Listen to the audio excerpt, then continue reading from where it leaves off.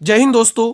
जिस भी स्टूडेंट्स के ग्रुप डी का एग्जाम 22 दिसंबर, 23, 24, 25, 26, 28 दिसंबर में एग्जाम है, उनके लिए ये ग्रुप डी का एक्सपेक्टेड पेपर नंबर 8 बहुत ही इंपॉर्टेंट होने वाला है। इस वीडियो में हम वो रियल और ऑथेंटिक क्वेश्चन देखने वाले हैं विज्ञान, गणित और रीजनिंग के, जो हर शिफ्ट में रिपीट होने जा रहे हैं दोस्तों। तो उन स्टूडेंट के लिए क्लास रामबाण है जिनके अपकमिंग डेट्स में एग्जाम है। बिना समय गंवाए क्लास को स्टार्ट करते हैं। पहला प्रश्न आपकी स्क्रीन पर है, पूरा पेपर अटेंड करना दोस्तों। सभी प्रश्न इसी टाइप से पूछे जा रहे हैं दोस्तों, ठीक है।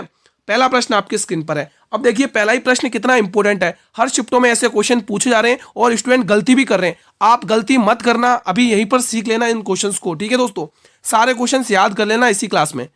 यदि किसी संख्या का 20% 96 में जोड़ा जाए तो परिणाम स्वरूप वही संख्या प्राप्त होती है, तो उसी संख्या का आपको 80% कितना होगा निकालना है। बहुत ही अल्टीमेट लेवल का क्वेश्चन है। कौन स्टूडेंट इसका आंसर सबसे पहले कमेंट बॉक्स में कमेंट करेगा? मैं कमेंट का वेट करूंगा। सबसे पहले किसका कमेंट आता है इस क्वेश्चन को सोल्व करने में। देखो इस क्वेश्चन को हम जल्दी कैसे कर सकते हैं। देखो ये पेपर अटेंड करने के बाद आपको ये भी पता चलेगा कि हम गणित और रीजनिंग में अपना समय कैसे बचा सकते हैं दोस्तों, ठीक है। कहाँ आपको ज्यादा समय देना है, कहाँ आपको कम समय देना है, वो सब इस पेपर में आपको देखने को मिलेगा। बस शुरू से लेकर लास्ट तक बने रहे। अब देखो कैसे क्वेश्चन जल्दी सोल्व होता है।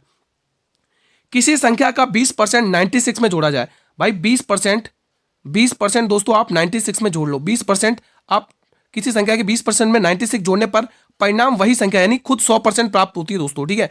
अब आप देख पा रहे होंगे दोस्तों, ये प्लस का, ये मतलब कि ये प्लस का 20% दे रहा कि माइनस में आ जाएगा, तो 80% का मान आपको पता चल जाएगा। 96 दे रखा, 80% का मान कितना दे रखा दोस्तों, यहां से पता चल गया आपको। 80% का मान कितना दे रखा है, यहां से आपको पता चल गया। या 80% का मान कितना दे रखा है, 96 दे रखा। कितना? 96 दे रखा है। और लास्ट में क्वेश्चन ने क्या कहा आपसे कि उसी संख्या का आपको 80% निकालना है, यानी इसी संख्या का आपको 80% निकालना है। तो आप देख पा रहे हो ये इसका कितना गुना दिख रहा है, ये इसका 1 गुना दिख रहा है, इसका भी आपको 1 गुना करना है। तो आंसर आएगा 96, ऑप्शन नंबर ए। समझ में आ गया? इस क्वेश्चन को करने के बहुत सारे तरीके हैं, लेकिन ये सबसे बेस्ट है, आप बहुत जल्दी कर पाओगे दोस्तों। अगर ना समझ में आया हो तो प्लीज कमेंट बॉक्स में जरूर बताइएगा। दूसरा प्रश्न आपकी स्क्रीन पर है। सारे प्रश्न जो भी स्टूडेंट आज की क्लास के अटेंड कर लेगा उसको क्वेश्चन एग्जाम में बहुत सारे ऐसे कैसे देखने को मिलेंगे, कोई दिक्कत भी नहीं होगी दोस्तों, ठीक है। दूसरा क्वेश्चन आपके स्क्रीन पर है। बेकिंग पाउडर बनाने के लिए बेकिंग सोडा में निम्न में से कौन सा खाद्य अम्ल मिलाया जाता है? वेरी वेरी इंपॉर्टेंट क्वेश्चन है। सिरका, टार्ट्रिक अम्ल, सोडियम क्लोराइड या इनमें से कोई भी नहीं। तो आप सभी का जवाब आएगा टार्ट्रिक अम्ल, ऑप्शन नंबर बी को लॉक कर लो। अगला प्रश्न, मैग्नीशियम और मैग्नीज के नाइट्रिक अम्ल के साथ अभिक्रिया करने पर कौन सी गैस निकलती है? ऐसे क्वेश्चन ट्रेंड रहे हैं दोस्तों इस बार, है ना। ऐसे क्वेश्चन भी पूछे जा रहे हैं। Nitrogen gas, hydrogen gas, oxygen gas या हीलियम गैस। देखो जो भी मेरे रेगुलर स्टूडेंट्स हैं उन्हें तो कहने की जरूरत नहीं है। एक बार जल्दी से वीडियो को लाइक कर लेंगे सभी स्टूडेंट्स। आप सभी स्टूडेंट्स से निवेदन है, अनुरोध है, वीडियो को एक बार जल्दी से लाइक कर लेंगे। तो इसका आंसर आएगा मेरे भाई hydrogen gas, option number B will be the right answer. अगला प्रश्न, क्वेश्चन नंबर 4 बताएंगे। अलैंगिक प्रजनन में क्या किसका निर्माण नहीं होता? बताएंगे। डैश का निर्माण नहीं होता, बताइए किसका निर्माण नहीं होता है? पत्तियों का, कलियों का, युग्म नजों का या बीजाणुओं का? देखो मेरे भाई जो भी चैनल पर पहली बार विजिट कर रहे हैं आप सभी से निवेदन है, अनुरोध है, चैनल को सब्सक्राइब कर लें और बेल नोटिफिकेशन बेल को प्रेस कर लें ताकि आने वाले हर नई वीडियो का नोटिफिकेशन आपको सबसे पहले मिलेगा यूट्यूब के थ्रू। इसका आंसर हो जाएगा दोस्तों युग्म नजों। तो अलैंगिक प्रजननों में युग्म नजों का निर्माण नहीं होता मेरे भाई। सी ऑप्शन को लॉक करेंगे यहां से। अगला प्रश्न आप लोग की स्क्रीन पर है। बनाएंगे ये वाला सवाल। देखो एवरेज स्पीड यानी औसत चाल पर क्वेश्चन पूछा जा रहा है हर शिफ्ट में, ठीक है। पहले क्वेश्चन ध्यान से पढ़ लेते हैं। एक कार 80 किलोमीटर की दूरी 40 किलोमीटर की चाल से और अगली 30 किलोमीटर की दूरी 10 किलोमीटर की चाल से, तो इसकी औसत चाल ज्ञात करिए। सबसे पहले आप लोग मुझे यहां से यहां तक क्वेश्चन ज्ञात कर पढ़ के बताइए दोस्तों क्या कह रहा है। यहां से देखिए, एक कार 80 किलोमीटर की दूरी 40 किलोमीटर की चाल से। देखो दोस्तों आपके पास दूरी भी दे रखा है, आपके पास चाल भी। क्या आप समय नहीं निकाल सकते? समय कैसे निकालते हैं? दूरी बट्टे चाल। और देखो 80 की दूरी दे रखी है, 40 किलोमीटर की चाल दे रखी है, तो 40 का भाग दे दो, 2 घंटे यहां से निकल जाएंगे। समझ में आ गया? अब देखिए दोस्तों, एवरेज स्पीड यानी कि औसत चाल का फॉर्मूला क्या होता है? कुल दूरी बट्टे कुल समय। क्या होता है मेरे भाई? कुल दूरी बट्टे कुल समय। आप इस क्वेश्चन को ओरल भी कर सकते थे, ठीक है। हालांकि मैं लिखवा रहा हूं, कोई दिक्कत नहीं, बात नहीं है। आप इस सवाल को ओरल भी कर सकते थे। कुल दूरी बट्टे कुल समय। देखो मेरे भाई कुल दूरी काउंट कर लो आप लोग। 80 किलोमीटर की दूरी यहां पर है और 30 किलोमीटर की दूरी यहां पर है, तो इन दोनों को ऐड करोगे तो आपके पास 110 किलोमीटर की दूरी आ चुकी है। अब वो कह रहा कुल समय। अब देखो 80 में आप 40 का भाग दोगे तो 2 घंटे यहां पर आ गए, और यहां पर भी 10 में आप 30 का मतलब 30 में आप 10 का भाग दोगे तो 3 घंटे यहां पर आ गए। तो कितना हो गया 110/5 हो गया, और 110/5 का मतलब 22 पंचे 110 कितना होता है 22, तो आंसर आएगा 22 किलोमीटर घंटे। इसकी चाल आ जाएगी दोस्तों ऑप्शन नंबर बी 22 किलोमीटर घंटे, ऑप्शन नंबर ए। बना पा रहे हो ना आप सवालों को इजी तरीके से। अगला क्वेश्चन, मेरे भाई इस पेपर को अटेंड करने से आपको बहुत बेनिफिट मिलने वाला एग्जाम है दोस्तों, क्योंकि हर शिफ्टों में घूम घूम कर लगातार इसी प्रकार से क्वेश्चन दोहराए जा रहे हैं। जिनके भी आने वाली शिफ्टों में आने वाले डेट्स में एग्जाम है वो स्टूडेंट्स स्पेशली इस क्लास को जरूर देखें। वैश्विक आतंकवाद सूचकांक 2025 में भारत कौन से स्थान पर है? वेरी वेरी इंपॉर्टेंट क्वेश्चन है दोस्तों। इस वाले ऐसे क्वेश्चन तो एक भी नहीं छोड़ना आप लोगों को। तो इस केस में हमारा जो भारत है वो 96वें स्थान पर है, यानी 46वें स्थान पर है, मतलब कि 96वें स्थान पर है, 96वें स्थान पर है। ठीक है, अगला क्वेश्चन, मेरे भाई जिस भी स्टूडेंट का अपकमिंग डेट्स में एग्जाम है तो आप मुझे बता सकते हैं आपका एग्जाम डेट किस डेट में आ रहा, आपका एग्जाम अभी तक आपका एडमिट कार्ड जारी हुआ या नहीं, तो ये बातें आप शेयर कर सकते हैं कमेंट बॉक्स में, ताकि आपके परेशानियों का हल हो सके। विश्व प्रेस स्वतंत्रता सूचकांक 2025 में भारत कौन से स्थान पर है? ऐसे क्वेश्चन तो एक भी बार नहीं छोड़ने, सारे रट लो ऐसे क्वेश्चन तो। ठीक है, 151वें स्थान पर है हमारा भारत। अगला प्रश्न, इनमें से तीन ग्रुप किसी तरह से समान है और एक अलग है, उसी अलग को आपको चुनना है। लगाइए लॉजिक, कैसे लगा सकते हैं आप लोग, क्या लगेगा यहां पर? देखो जब भी ऐसे क्वेश्चन आते हैं तो सबसे पहले पीछे से स्टार्ट करके देखते हैं क्या आ रहा है। आई और 12 मतलब 9 और 12, 9 और 12, 9 और 12, 9 10 11 12 प्लस 3 यहां पर हो रहा है। 19 और 22, 19 और 22, 19 और 22 प्लस 3 यहां पर भी हो रहा है। यहां पर कितना हो रहा है? बी 2 पे आता है और सी और एफ 6 पे आता है। यहां पर प्लस 4 दिख रहा है मुझे, हाँ यहाँ पे प्लस 4, यहाँ पर देखो 16 और 3 19, यहाँ पर प्लस 3। अब आप देख पा रहे होंगे कौन सा ग्रुप अलग जा रहा है, तो ऑप्शन नंबर सी इसका सही जवाब है। बना पाए आप सवाल को? अगला प्रश्न, निम्न में से कौन सा हार्मोन वाष्पोत्सर्जन को रोकने के लिए रंध्रों को बंद करने से संबंधित है? बताएंगे आप लोग। देखो अगर आप सभी स्टूडेंट कमेंट करेंगे ना कि गुरुजी ग्रुप डी के लिए साइंस की एक स्पेशल क्लास लगा दो दोस्तों, तो मैं आपके लिए स्पेशल क्लास लगाऊंगा, उसके अंदर वो महत्वपूर्ण क्वेश्चन शामिल करूंगा और उस क्लास को देखने के बाद आपका साइंस का क्वेश्चन एक भी बाहर नहीं जाएगा। अगर आप सभी स्टूडेंट डिमांड करेंगे, सभी के कमेंट्स आएंगे, मैं कमेंट देखूंगा और उसी के हिसाब से मैं आपकी क्लास लगाऊंगा। मुझे सभी के कमेंट्स चाहिए अगर आप चाहते हैं क्लास एक स्पेशल साइंस की। तो बताएंगे इसका आंसर क्या आएगा? एब्सिसिक एसिड बिल्कुल सही जवाब है मेरे भाई, एब्सिसिक एसिड। ठीक है, बढ़े अगले प्रश्न की तरफ। चलिए भाई अगला क्वेश्चन, लोहे में जंग लगना यह किस प्रकार की अभिक्रिया है? रेडॉक्स, संयोजन, अपघटन या प्रतिस्थापन? तो गुरुजी ये है रेडॉक्स अभिक्रिया, ऑप्शन नंबर ए को लॉक करेंगे। शरीर में कार्बोहाइड्रेट का मुख्य कारक क्या है? दोस्तों ऐसे क्वेश्चन एग्जाम में पूछे जा रहे हैं। यह ऊर्जा प्रदान करता है, यह विकास के लिए महत्वपूर्ण है, यह हार्मोन को नियंत्रित करता है, यह शरीर को इंसुलेशन प्रदान करता है। तो इसका जो मुख्य कार्य है यह शरीर को ऊर्जा प्रदान करता है, यह आपको नोट करके रखना है।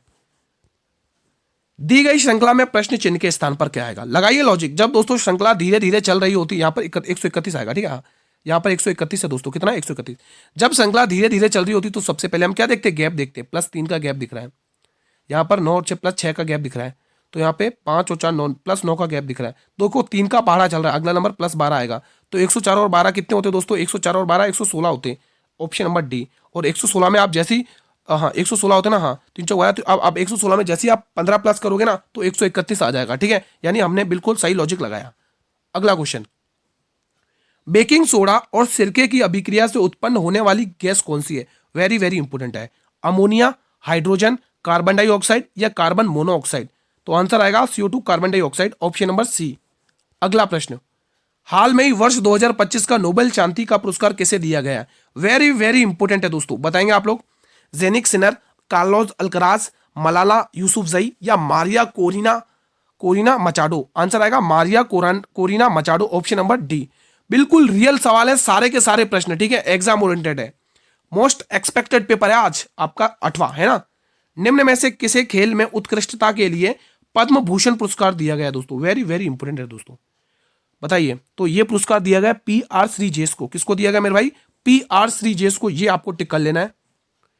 1/10, 1/20, 1/10 का कितना प्रतिशत है? बताएंगे आप लोग। वेरी इंपॉर्टेंट क्वेश्चन है, कहने को तो इजी क्वेश्चन है लेकिन हर शिफ्ट में पूछा जा रहा है तो हमें भी करवाना ही पड़ेगा भाई। पूरी हर शिफ्ट में आ रहा है और बहुत सारे स्टूडेंट इस क्वेश्चन को गलत भी कर रहे हैं। आप सीख लो इसको, जल्दी करने का तरीका क्या है और जल्दी एक झटके में कैसे निपटाओगे।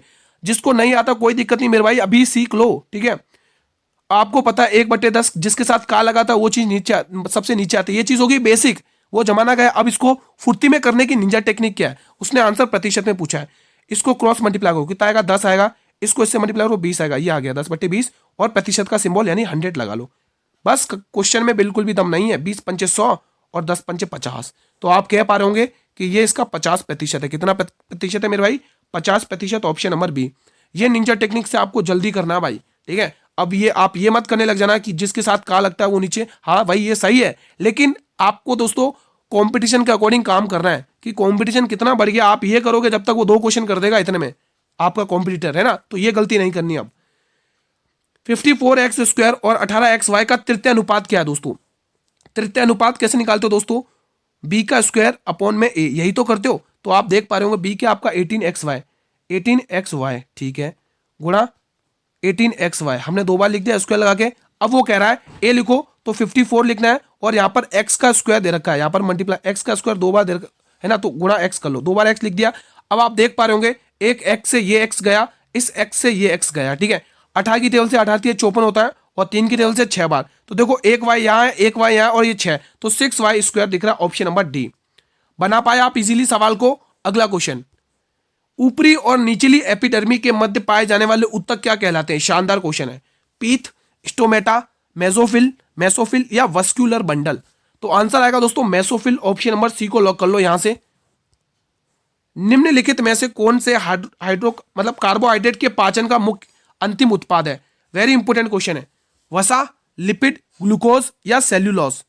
तो इसका जवाब आएगा ऑप्शन नंबर सी, ग्लूकोज। क्या आएगा दोस्तों, ग्लूकोज। टिक कर लेना आप लोगों को। अगला प्रश्न, आप सभी से निवेदन है दोस्तों, वीडियो को लाइक करते रहें दोस्तों, वीडियो को लाइक कर ले जिसने अभी तक लाइक नहीं किया है। एंटीबॉडीज का निर्माण किसमें होता है। वेरी वेरी इंपोर्टेंट क्वेश्चन है। प्लेटलेट्स में, लाल रुधिराणु से, लिम्फोसाइट से या इनमें से कोई नहीं। तो ये जो एंटीबॉडी होता है इसका निर्माण होता है दोस्तों लिम्फोसाइट में। दोस्तों किसमें होता है, लिम्फोसाइट में। ये आपको ध्यान में रखना है। अगला प्रश्न, दिए गए समीकरण को सही करने के लिए किन दो चिन्हों को आपस में बदल लेना चाहिए। दोस्तों इंपोर्टेंट क्वेश्चन है। अगर आप देखो जब भी ऐसे क्वेश्चन आते हैं ना, हमेशा गुणा और भाग वाले ही चेक किया करो। चलो पहला ऑप्शन उठा के देखते क्या बात बनती है क्या। जहां भाग दिखे वहां गुणा कर लो, जहां गुणा दिखे वहां भाग कर लो। देखो 24, अब गुणा की जगह भाग लिख लो, 36 लिख लो। अब भाग की जगह गुणा कर लो, 27 लिख लो। देखो दोनों साइड बराबर आनी चाहिए, है ना, -2। दोनों साइड आपको बराबर चाहिए। यहाँ पर भी 22 है और यहाँ पर भी आपको 22 ही लाना है। तो सॉल्व करो। तो सबसे पहले दोस्तों अगर कुछ कट रहा है तो काट लो। देखो 24 बट्टे में 36 और गुणा में 27। पहले अपन इतना ही सॉल्व करेंगे दोस्तों। पहले अपन इतना सॉल्व कर लेते, फिर ये प्लस वाला अलग अलग निपटाएंगे, ठीक है।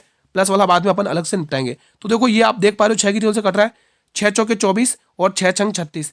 3 की टेबल से मेरे भाई 3 दूनी 6 होता है और 3 नम 27 होता है और 2 की टेबल से 2 दूनी 4 होता है और 9 दूनी 18 होता है। तो ये वैल्यू सॉल्व करने पर आपको 18 मिल चुका है। कितना मिल चुका, 18। आगे क्या दे रखा, +6 -2, ठीक है। 18 और 6 कितना होता है, 24 होता है। कितना होता है, 24 होता है।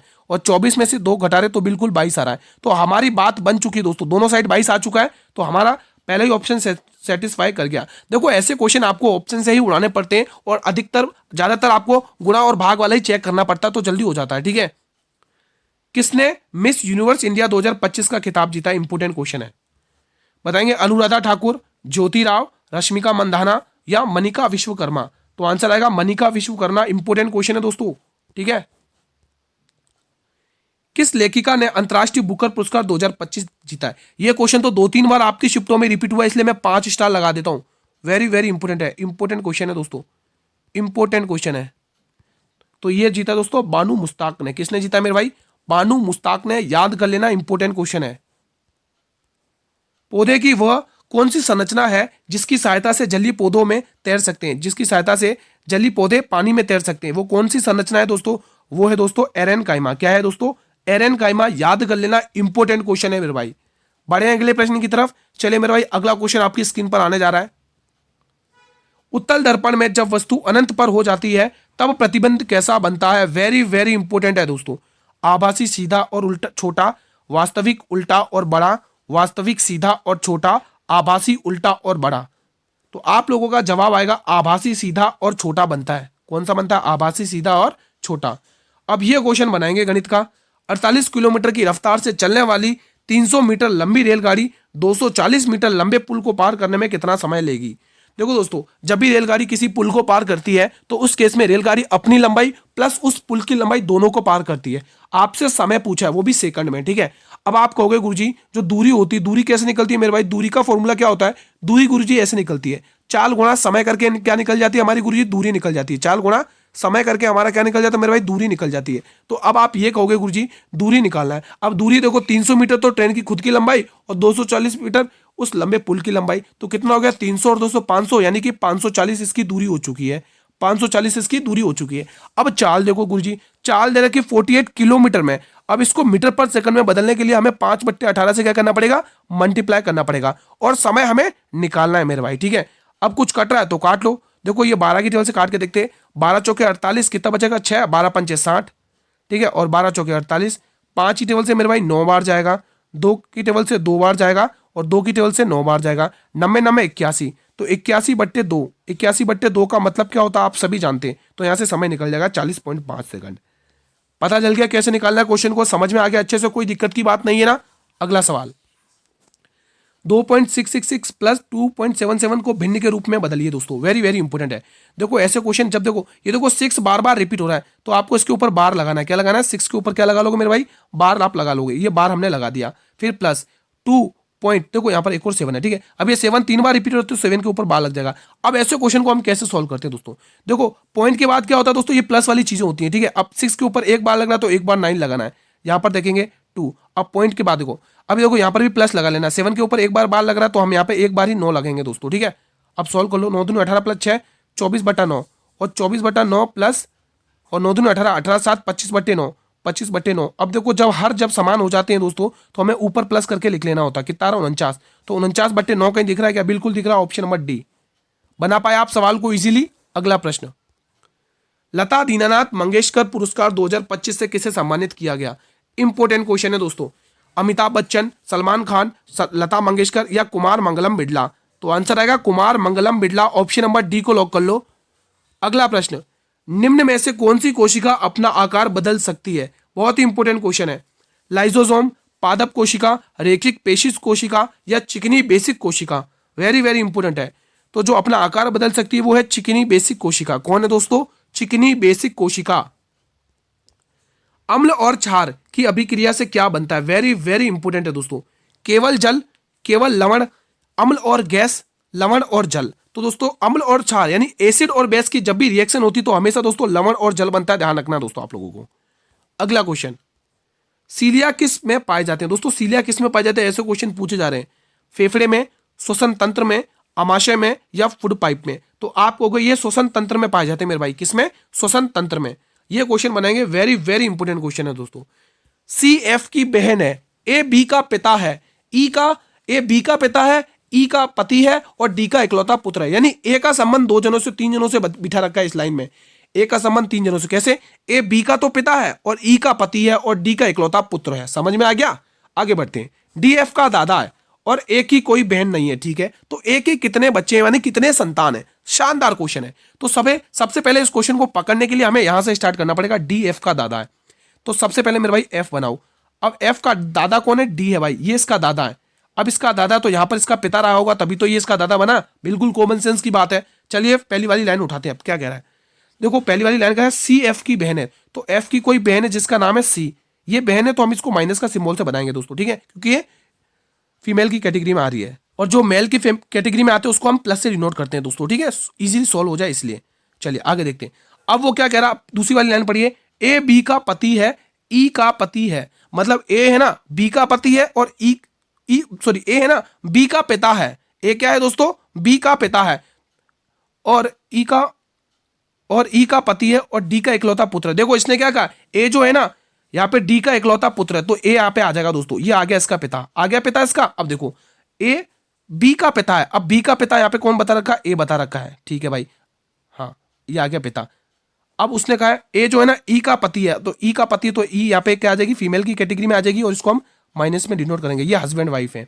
बस हो गया क्वेश्चन। आगे पढ़ो में। अब क्या दे रखा है? ए के कितने संतान? ए के कितने संतान है? एक ये संतान है और एक ये संतान, 3 संतान है यहाँ पर। डी ऑप्शन टिक कर लो। शानदार था क्वेश्चन। लगाएंगे इस क्वेश्चन को, सॉल्व करेंगे। मतलब इजी क्वेश्चन ये भी है।